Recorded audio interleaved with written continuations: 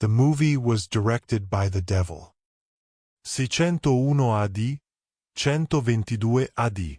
In the darkness of this cold, grim night, all voices fell silent in your ears, and you could only hear the rustling and the vibration of my cracked tongue in the air.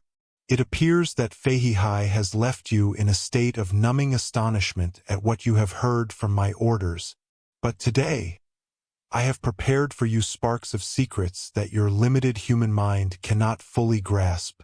I will prepare for you a warm drink that you love, and I will wrap around your neck to warm it, and I will show you tonight a wonder, and since you are a modern human, I will deal with you in your modern ways this time.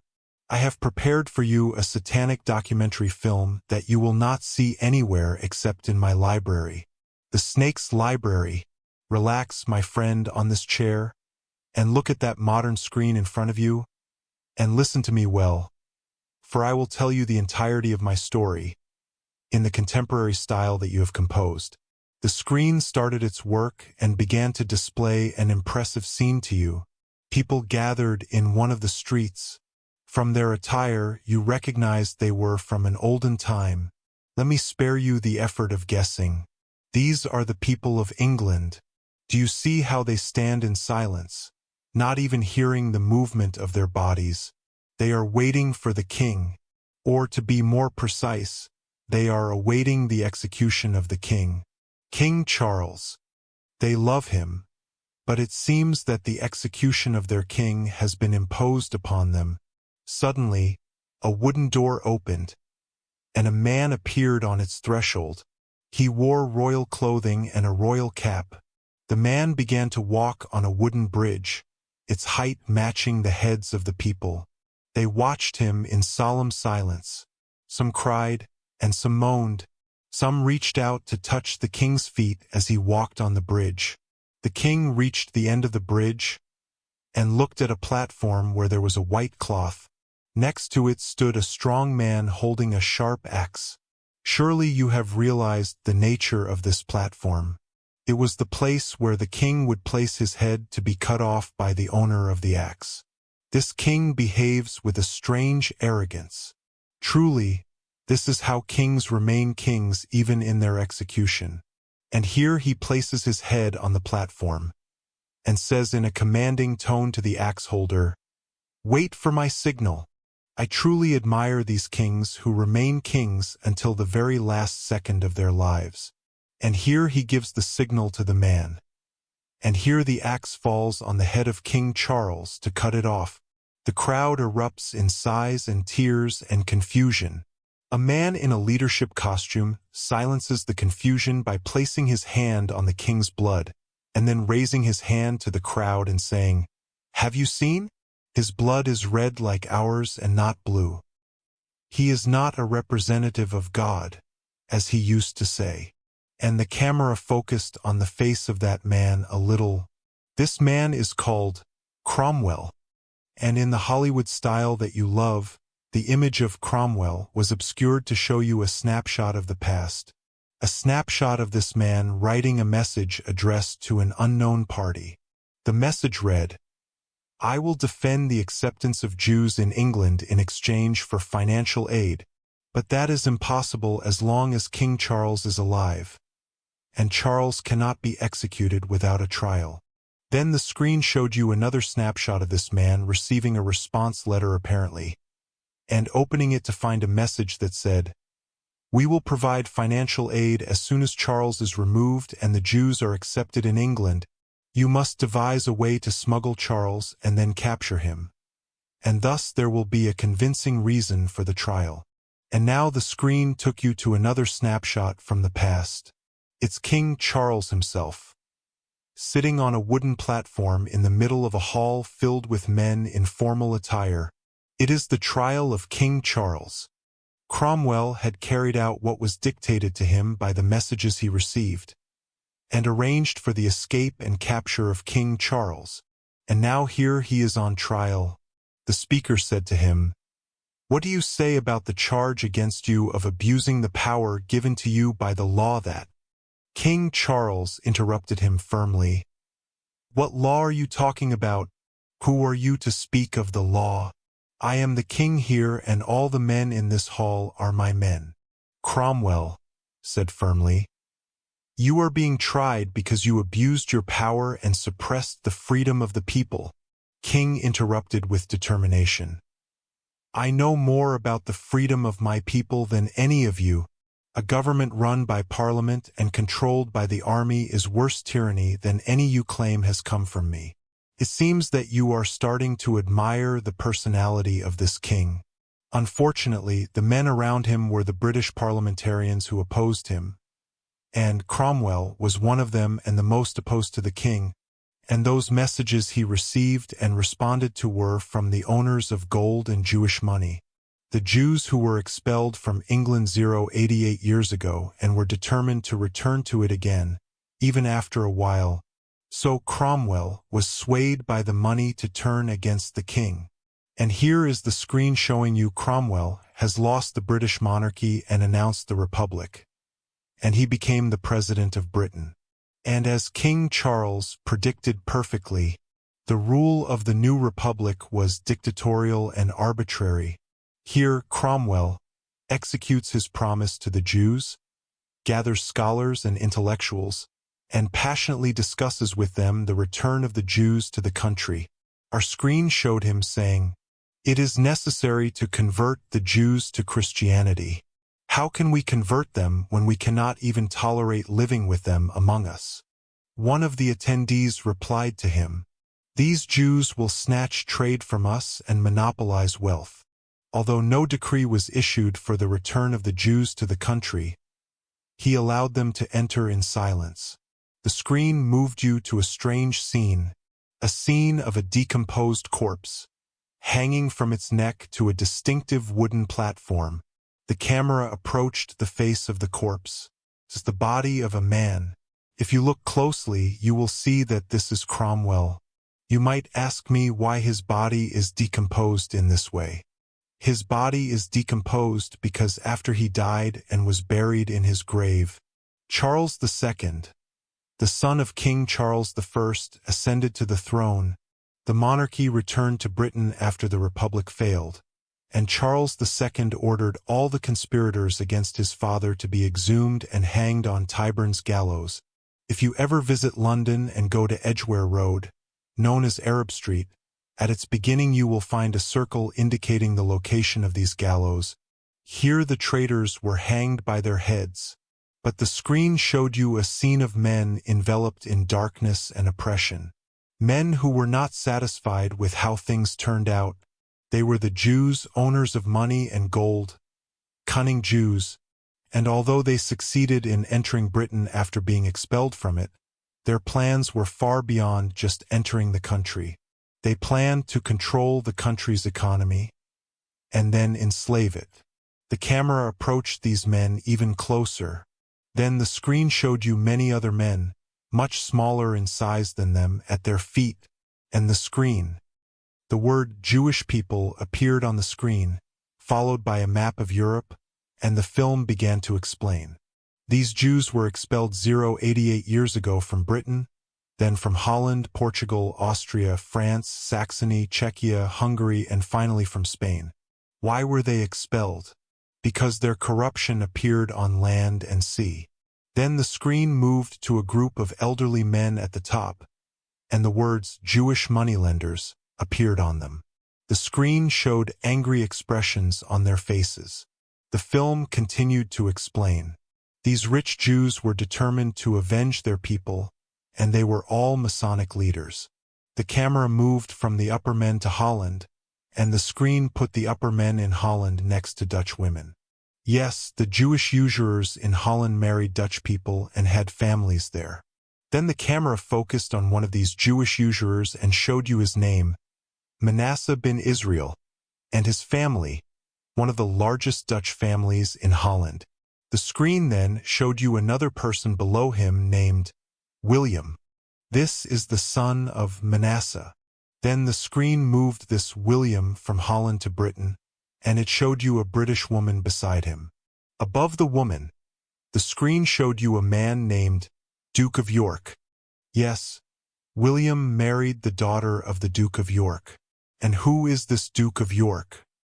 He is the man who became King of Britain after the death of Charles II. Did you see how the Jews approached the throne of Britain? But you haven't seen anything yet. Now you see on the screen many publications and many newspaper articles that defame the reputation of the Duke of York. So much so that he fled to France. And now the screen shows you the new King of Britain, William, the son of the Jewish usurer Manasseh. And the screen shows you men and women on a map of Britain, and writes under them British royal families, and draws on them a big red cross, and put on the other side of the screen other men and women and wrote under them Jewish royal families. And above them the screen put a man, William, and all the British royal family was replaced with another Jewish family from which all the kings of Britain came down to this day, a Jewish family. But you haven't seen anything yet. The screen showed you a church from the outside, then approached you from the tightly closed door. The camera carried you through the tightly closed door to go inside to see William, sitting at one table with a group of men. These are delegates from the Jewish usurers. Let's see what William will do with them now. They write several papers. The screen shows you these papers. The first paper is a loan that William took from the Jewish usurers, worth £1.25 million. To give him this huge loan at that time, the Jews wrote diabolical conditions, which the screen showed you in the second paper. The government must impose direct taxes on the British people to pay off the loan given to William and pay his interests. Finally, the screen shows you the date of the loan, and is 9118. Then the screen writes you beside this date another date, 9198, and the screen shows you the condition of the loan. The debt has gone from £1.25 million to £33 million. Britain owes the Jews. And so the Jews rode the British donkey. And the screen showed you a map of Europe, and showed you a snake on it. This is me, did not you know me? And here is the screen moving the snake from England to France.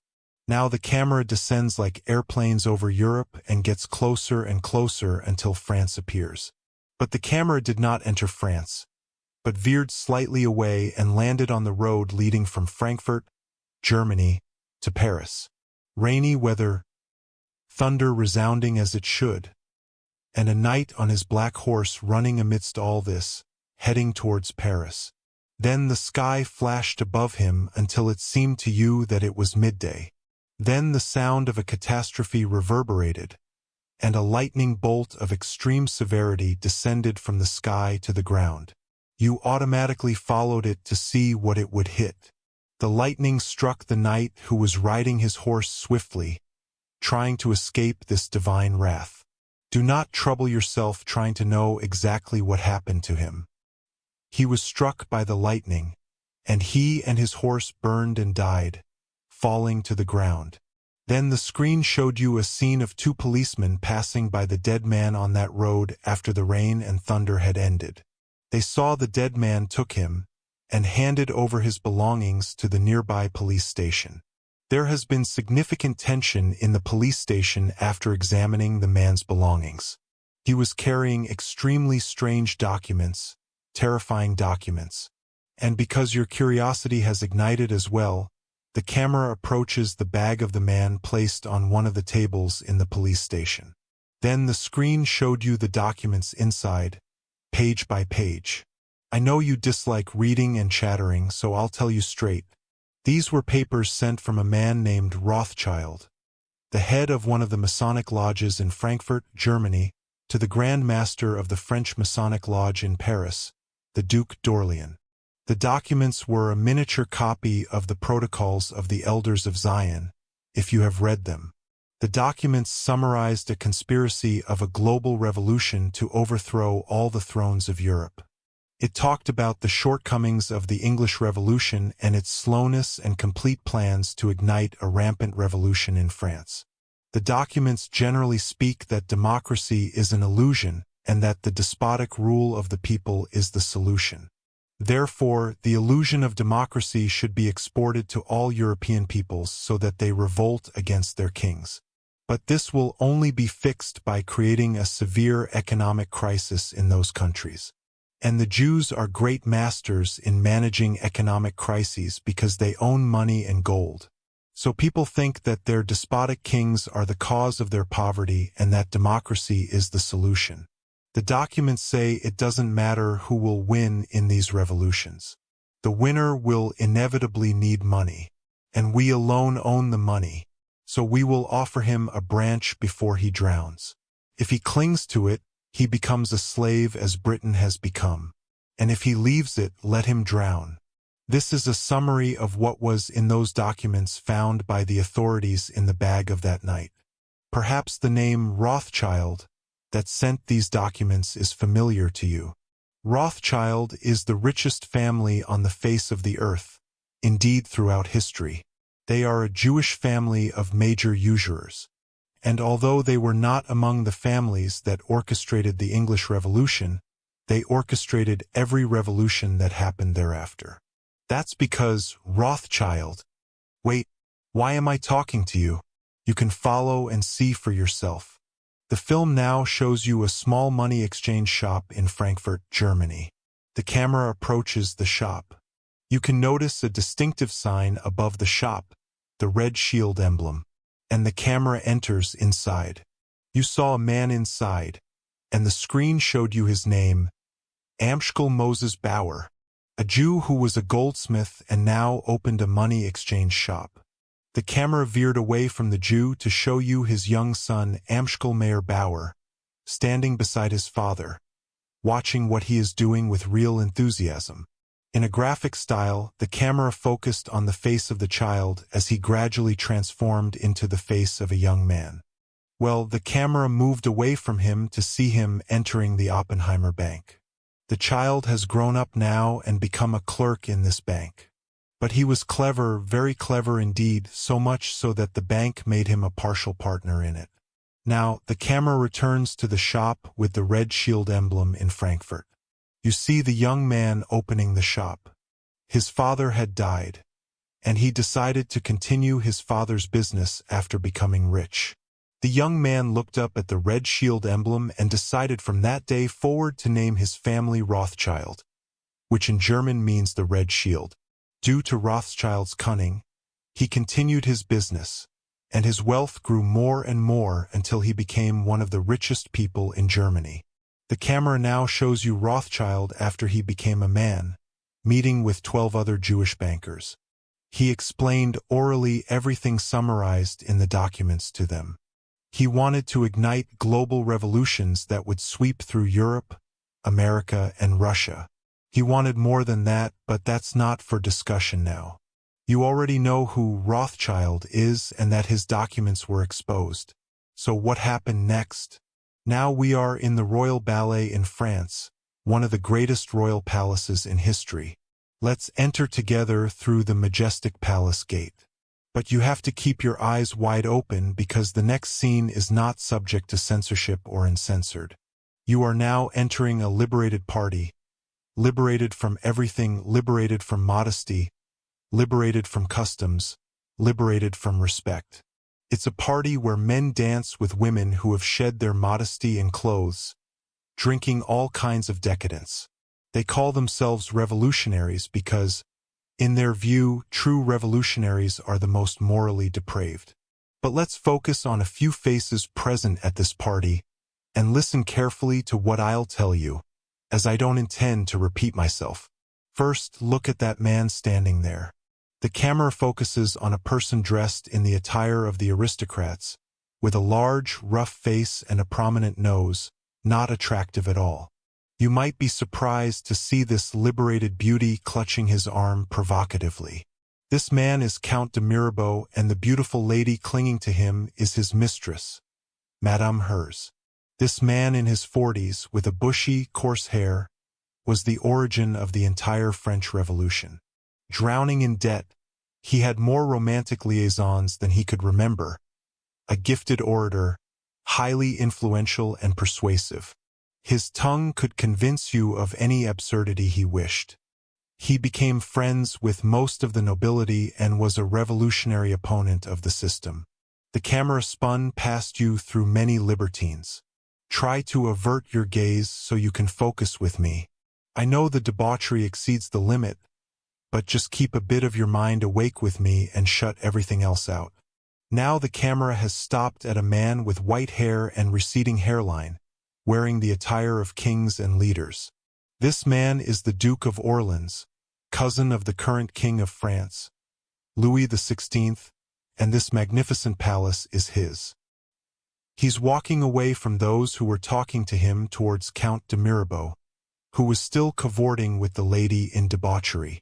Let me tell you a secret. The Jewish bankers approached Count de Mirabeau because he was the only man capable of inciting the masses. He seemed fit to be the leader of the rebels.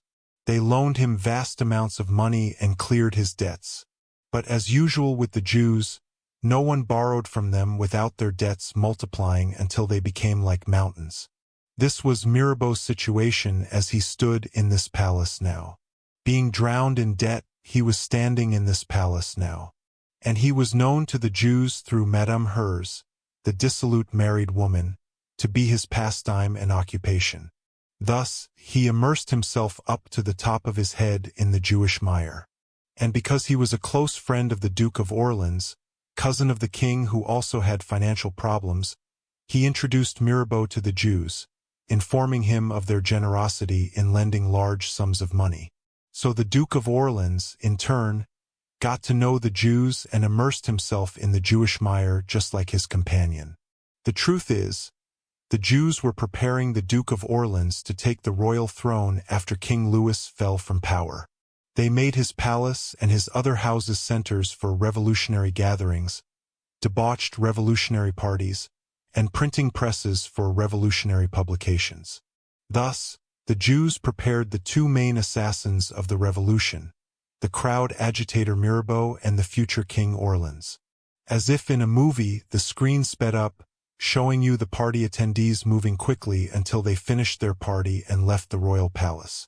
The camera exited this den of iniquity to another palace, Versailles, specifically in its outdoor garden. There you see a fat man sitting with a very elegantly dressed lady.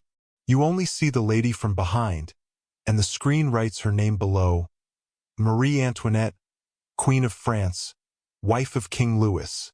Then the camera spins around the queen to show you her face clearly.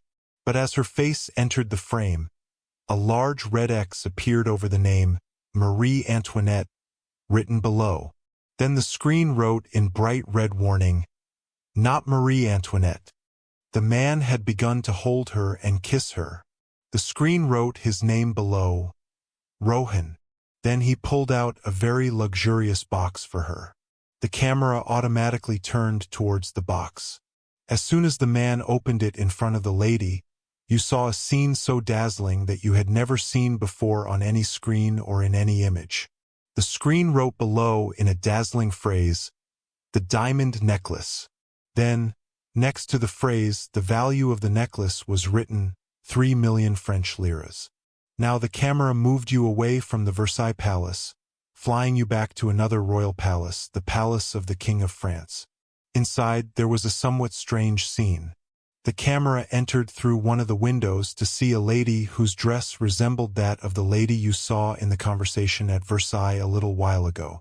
The camera spun around the lady who was talking to someone sharply to show you her face clearly. The screen wrote below, the real Marie Antoinette. Then the film increased the volume for you to hear the conversation. Queen Marie was telling the man in front of her sharply, I did not buy this necklace, and I do not know any silly paper you want to show me. I did not sign any papers related to a contract or anything else. She then turned away from him before ordering the guards to forcibly remove him. Sorry, ma'am, but you are wanted for trial by the High Court, the man replied. Then the camera rushed you back to the Versailles Palace quickly.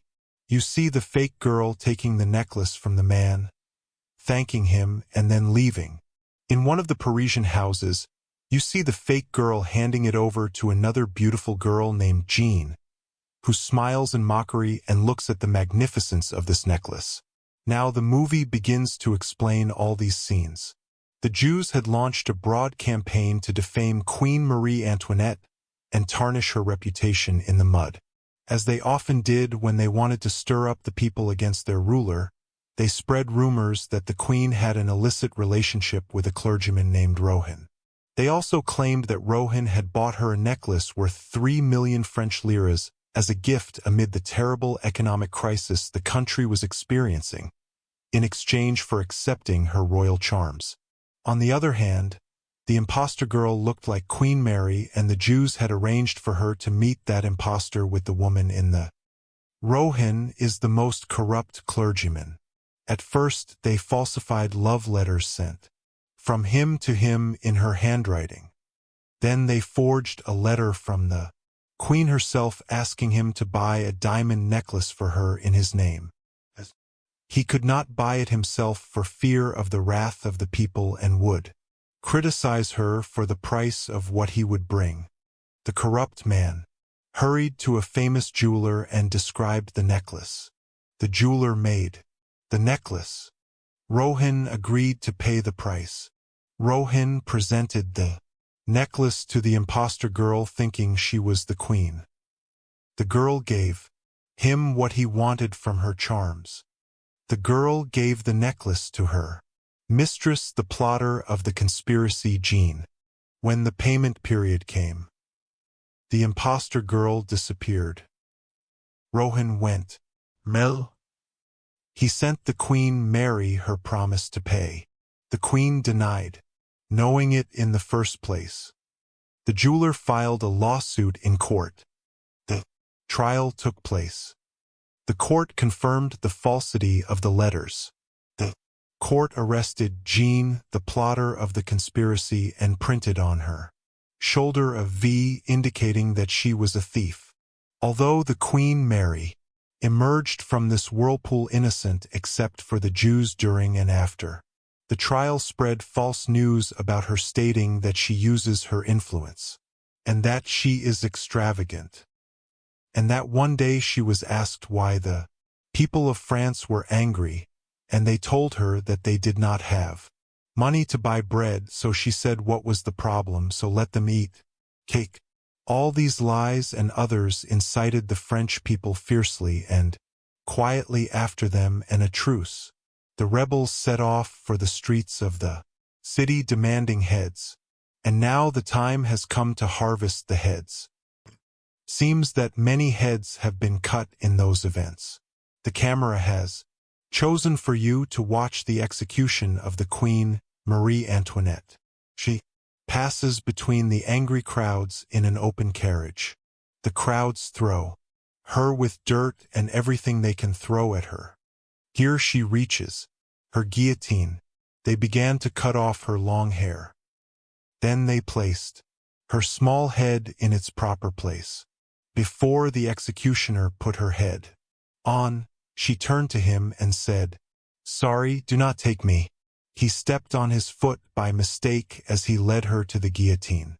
And now the enthusiastic camera has led you to another scene filled with your curiosity. It is a great and solemn procession.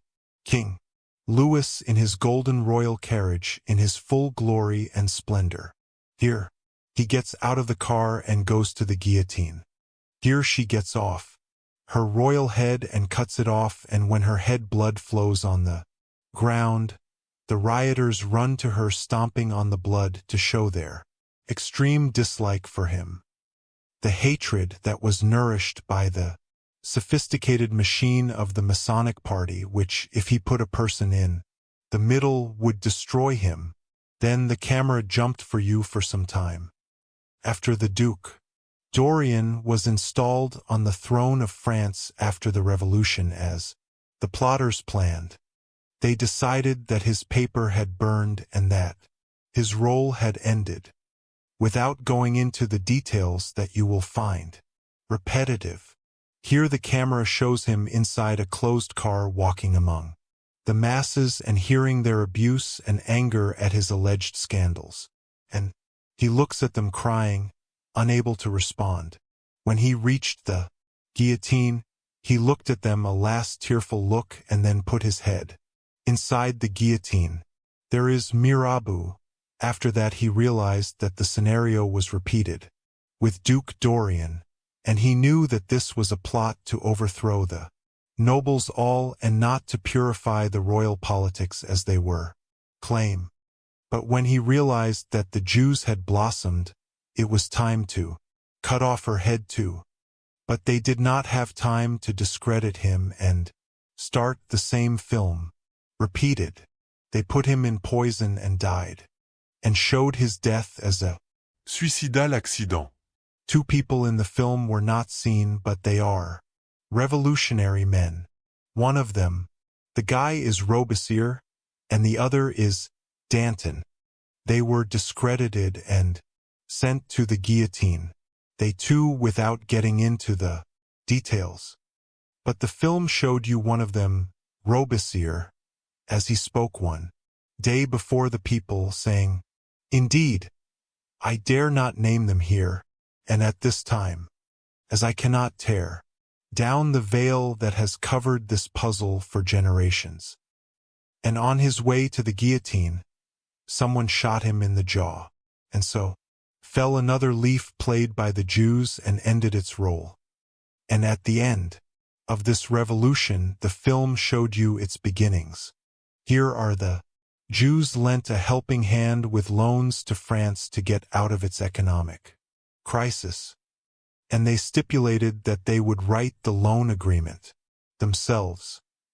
And one of the conditions was to put Mr. Necker as French finance minister because he was a talented man and could get France out of the crisis at a time not to be remembered. In the end, the film showed you a black screen written on it. This and Necker caused France's debts to reach about £978 million. They negotiated for the Jews. And they negotiated for the snake serpent, the devil who is looking at me until now with 6 other demons. They all negotiated for them. The English Revolution and the ride of the English donkey. Then the French Revolution and the ride of the French donkey. Then the American Revolution and the ride of the American donkey. Then the Spanish Revolution and the ride of the Spanish donkey. Then the Russian Revolution and the ride of the Russian donkey. And others and others. And if I wanted to tell you how the properties of Europe fell all, it would take me 2 books other than this book that is in your hands. On the condition that the Masonry is the one that ignited revolutions in all of Europe. The Masonic party mentioned to us, serpent, 2 examples are the most important of them. If Rothschild and the first Rothschild and the grandchildren. Rothschilds are the richest in the world, rich until this moment.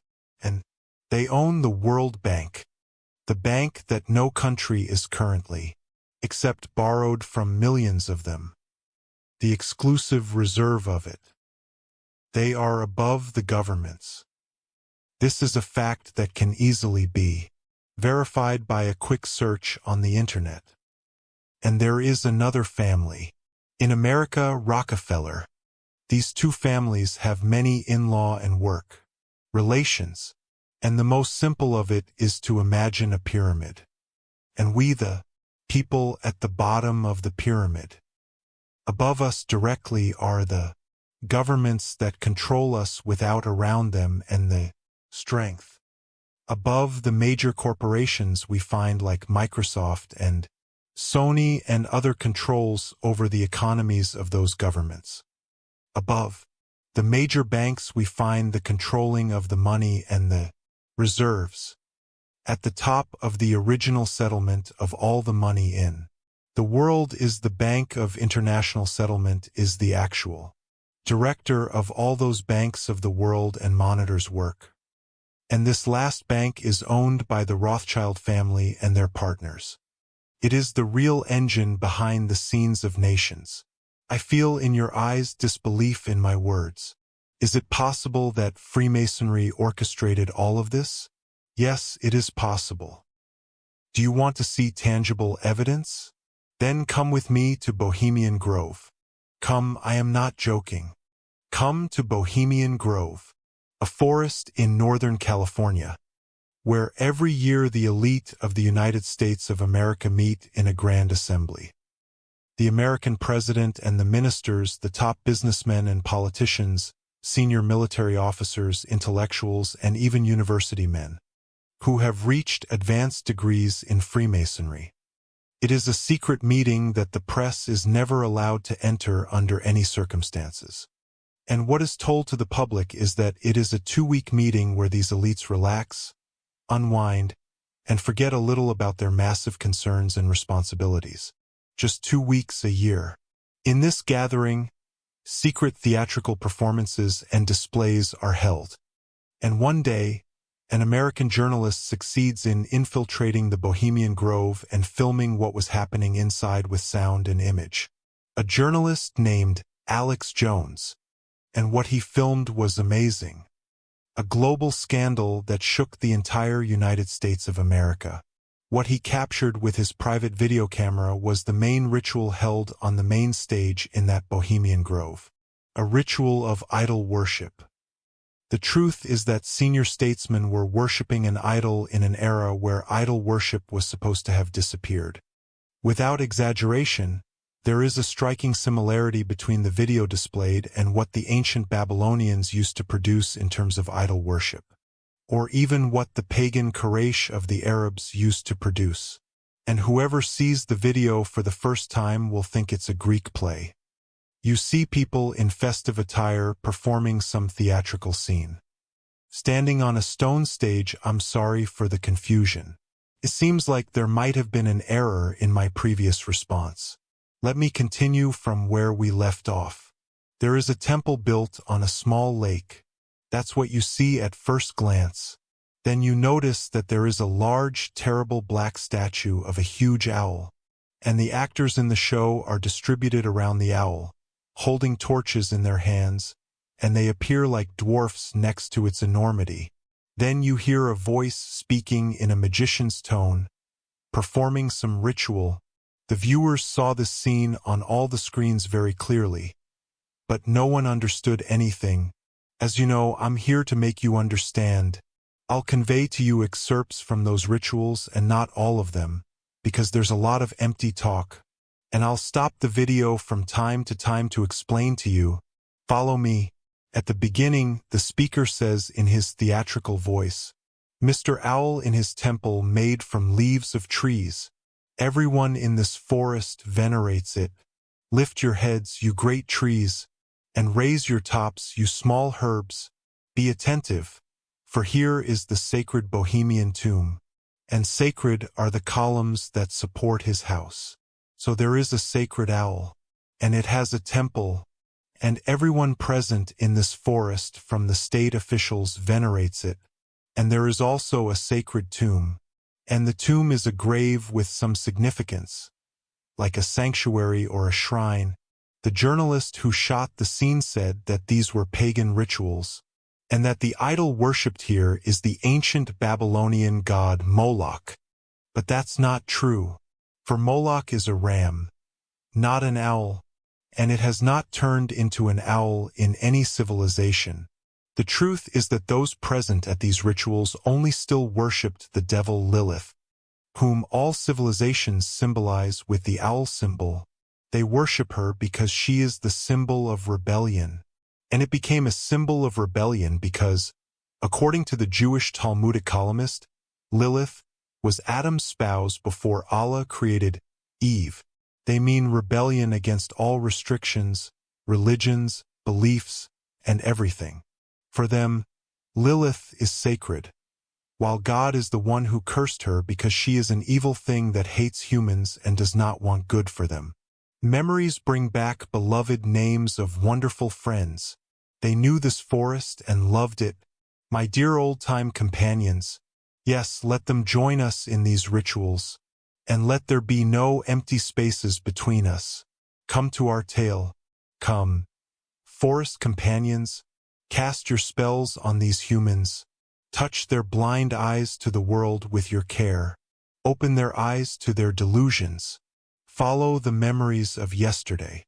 Here they are calling their beloved demons, their friends since the dawn of history, to join them and save them from the path of misguidance and blindness to the path of light.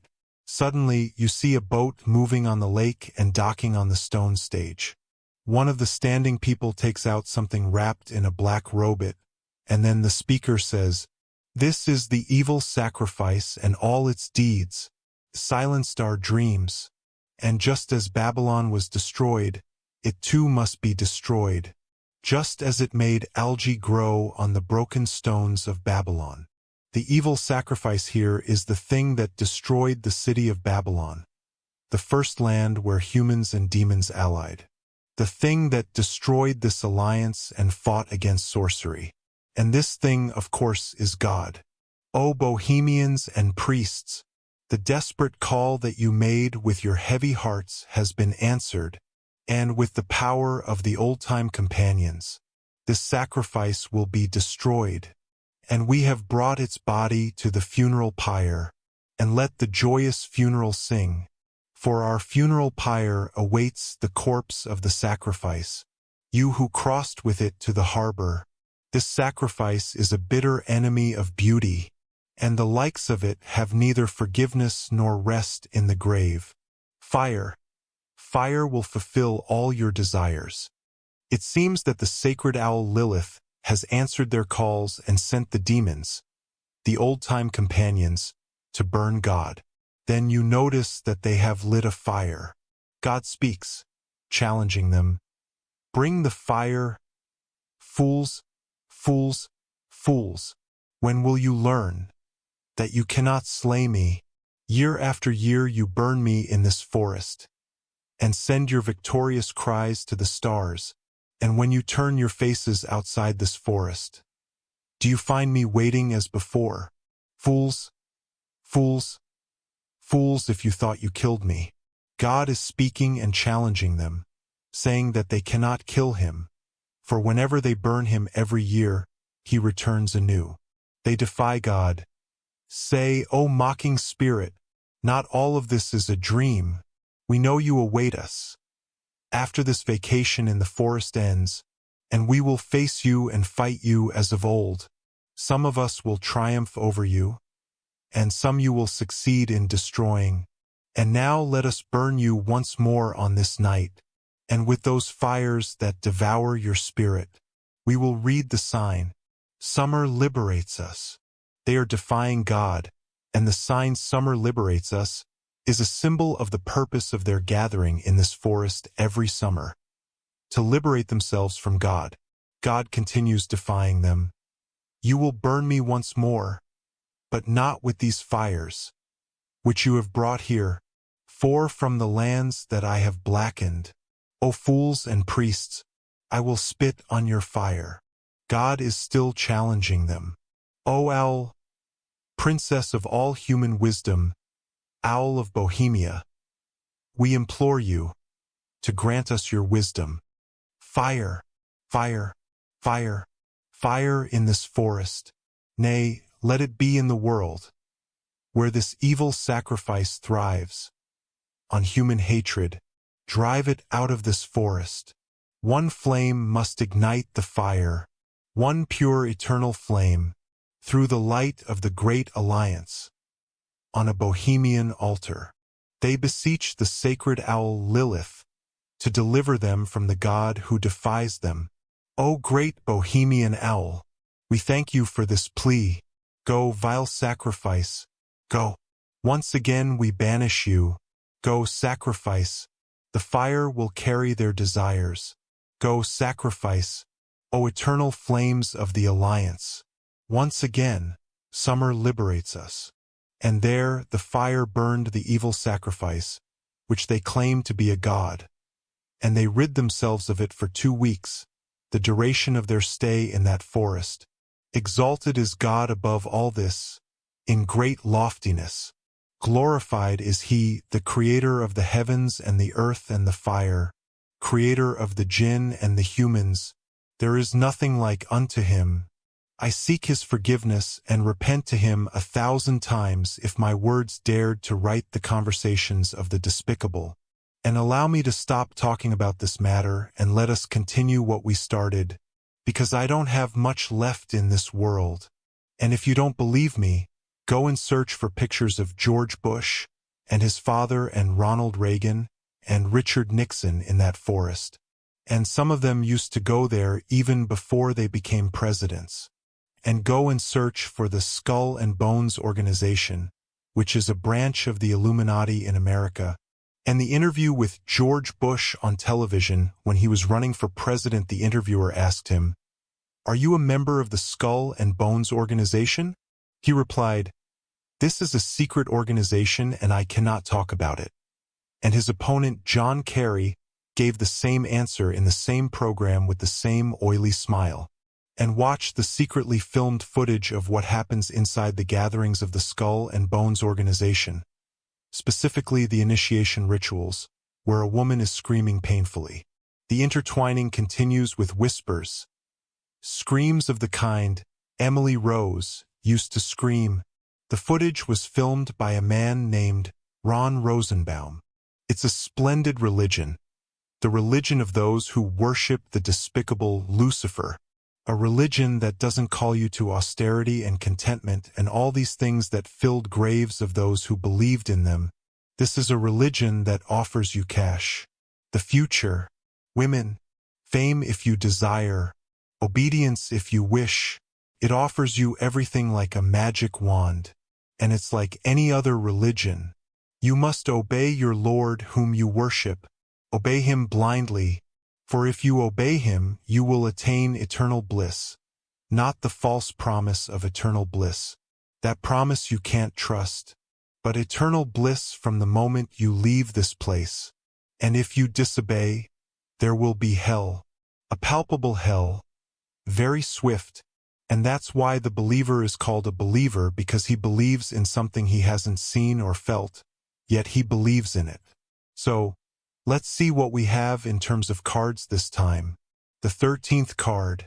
The first card is a card of Zionist leaders with a picture of Jewish elders as they appear from their demeanor and long discussions, wearing coats and strange brown scarves on their shoulders. The second card is a card of television channels with a picture of a man watching more than 10 screens, each showing something different. The third card is a card of the influence of the media with a picture of many men gathered around a large television screen pointing at it while it displays what appears to be a news anchor. The fourth card is a card of the influence of television on viewers, showing a television set with a man and a woman watching it, seemingly mesmerized. The fifth card is a card of restricting freedom of speech, with a picture of a man who appears to be a scholar, his mouth gagged with a large red censored word. The sixth card is a card of bank mergers, with 5 fish of different sizes, where the larger one is eating the smaller ones, and they are all being devoured by a large, fierce, monstrous fish. The seventh card is a card of democracy, with a picture of a black man and a Chinese girl worshipping the same god standing before them, which is a golden calf. The eighth card is a card of scandal, with a picture of 2 men at a desk doing something suspicious, evident from the worried expressions on their faces, and the picture appears as if it's taken from inside a camera capturing them, as there's a rec word in the corner of the screen. The 9th and 10th cards are 2 cards of the same thing, fair elections. One shows a picture of a happy girl wearing an American flag, and the other shows the same girl wearing the same flag but in a different pose. The 11th card is a card of the hidden influence behind the judiciary, with a picture of a judge striking with his gavel, and behind him, there's a red curtain with the shadow of a man wearing a hat in the middle. The 12th card is a card of sexual scandal, with a man and a woman on the bed, surprised by someone who interrupts them and takes a picture of them, leaving them looking alarmed as they raise their hands in front of the camera. The last card is a card of evidence burning, with papers that appear to be important being burned. The next tale is not a tale, but a lecture, attended by 388 of the wealthiest Zionist men, who have reached the 33rd degree in Freemasonry, the 13th Jewish tribe, This was after the French Revolution and before the outbreak of the Russian Revolution. The lecturer was called Theodor Herzl, and it was the lecture that became famous for its recording in a book considered the most dangerous book ever, a book named The Protocols of the Elders of Zion. It was a very long lecture held over 3 consecutive days, and I've summarized it for you, removing all the unnecessary chatter and leaving only the important speech, because I know you dislike unnecessary talk. Now, let's go together to the city of Basel in Switzerland, to one of the major Masonic gatherings there where this lecture was held. And let's sit among these dignitaries and listen to Herzl as he speaks to them. But I advise you something. You might find the speech somewhat difficult, so you need to focus intensely on each segment to fully comprehend it. And you'll find that the speech is very close to what's happening in your country.